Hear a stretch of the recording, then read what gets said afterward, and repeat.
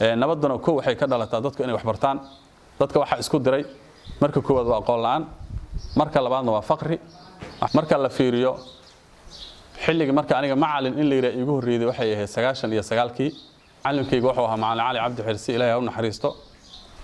macallinkaas quraanka alif ahmaala ee bilaabay albaqrana ee dhameeyay bismillaahir rahmaanir rahiim alxamdulillaahi rabbil aalamiin ugu horreyntii ilaahay subxaanahu wa ta'aala ma had u sugnaatay makaankan qaaliga ah madrasada ah quraanka kariimka lagu bartay suuqa ay keenay aniga markaan taariikh nololeedkayga wax ka sheego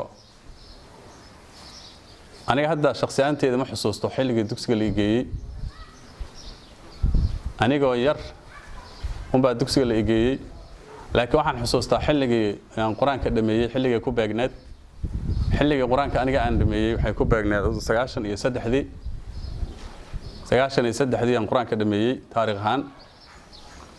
93 ilaa yoomina haadana quraanka ku dhex jiray maanta oo taariikhdu ay tahay 13 bisha 2022 waxaan ahaa nin quraanku dhex jiraan ahaa xilli way jirtay dugsiga aan ka ahay kusimaha macallinka ama kabiir sida dadku u yaqaano wixii loo gaaray 98 hadana waxaan tagay xamar marka hore quraanka waxaan ku bartay dugsi Gurceel ku yaala macallinkaygu wuxuu ahaa macallin cali cabdi xirsi ilaahay ha u naxariisto macallinkaas quraanka alif ahmaala ee bilaabay albaqrana ee dhameeyay dugsi labaad waligay ma gelin macallin kalena wax kama dhigan quraanna ima meelin igama dhageysan macallinkaas quraanka ee bilaabay ee dhameeyay dugsigaasaan muddo 3 sano waxaan ka ahaa kusimihii macallinka oo kabiir ah 98 aan xamar tagay xamar markaan tagay 99kiina dugsigan qabtay dugsi kaas balaara ku ooli jiray xaafadda hodan degmada kaas balaara halkaasaan ka qabtay muddo waxaan ka dhigayay 9 sano ah waxaan ka soo tagay hadda markii 2007 wadanka ay soo gashay amxaaradu waxaan imid Gurceel waxaan ka qabtay dugsigaasaan ilaa yoomina hada aan wax ka dhigaa Gurceel marka la fiiriyo xilliga marka aniga macallin in la yiraahdo igu horreeyay waxay ahayd 99kii maanta oo 13 bisha 2022 ay marayna wali macallin la leeyahay haddaan si noolaado cumrigayga inta ka dhiman waxaan rabaa in macallin la yiraahdo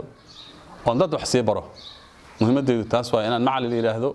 ma ahan magaciyaal ee macallinimadu waa bare dadka quraanka kariimka wax bara muhiimadu taas waaye waxaan rabaa insha Allah inta cumrigayga ka dhiman inaan quraanka kariimka aan wax ka fidiyo dugsigan hadeertan sida muuqata kaligay macallinka ma ihi way jiray dugsiyaal aan macallin kaligay ka ahaa jiray oo intaas aan soo maray laakiin madrasadan hadeertan aan dhex fadhino oo lagu magacaabo muassas ahaan Sheikh Maxamed Anas madrasan ahaan quraanka kariimkaana Sheikh Muuse Cabdilla lagu magacaabo kaligay hadda macallinka ma ihi معلمين dhalinyaro oo firfircoon oo wax taqaana oo xufaad ah oo qurraa ah oo mutawidiin ah oo muqaddadiin ah oo farta taqaana nudqiga taqaana oo aniga markii loo fiirsho xilligayga iga hormarsan hadda joogta ayaga dadka wax ka bara ayagan anigu hadda kamid ahay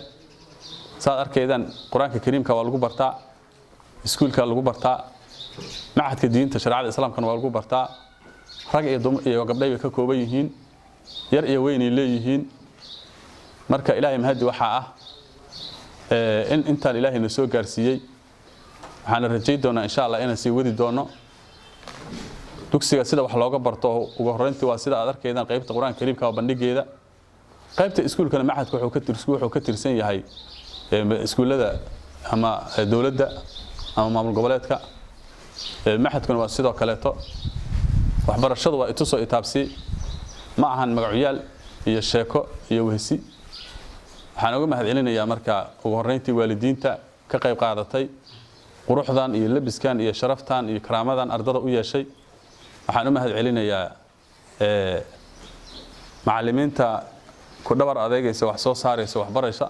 waan u mahadcelinayaa sidoo kaleeto waxaan leenahay ilaahay khayr badan ha idin siiyo haddaan la iskaashan waxba ma hagaagayaan iskaashigu wuxuu ka imaanayaa arday in la helo in macallin la helo iyo in waalid la helo intiiba waan isku xiranahay waa dugsi nidaam leh oo sharci leh oo kala dambeynaya ku jiro horumar oo rajaynayno cidii hadda ta aragtayna way aragtay cidii u baahanna way arki doontaa cid kastana waxaan leenahay waxbarashadu waa itusoo itaabsi soo dhawaada waxaan rajayn doonaa insha Allah inta karaankanaga bil aadana nahay ma khaldama waa ilaahay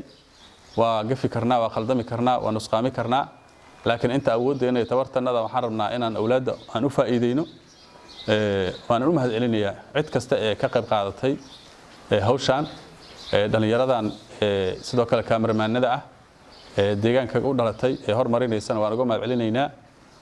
maamulka iyo amniga iyo dawladda iyo maamul goboleedkana waa u mahad celinaynaa cid kasta waxaan leenahay kaalinta meesha ay ku leedahay ka qaadato insha Allah taala waxaa la gaari doonaa horumar ayaa la gaari doonaa nabaduna ku waxay ka dhalataa dadku inay wax bartaan dadka waxa isku diray marka koowaad waa aqoon la'aan marka labaadna waa faqri waxaan rajaynaynaa qofkii wax bartaa inuu faqriga ka bixi doono qofkii wax bartaana uu dadka nabad geli doono hadee balantanadu waa iskaashi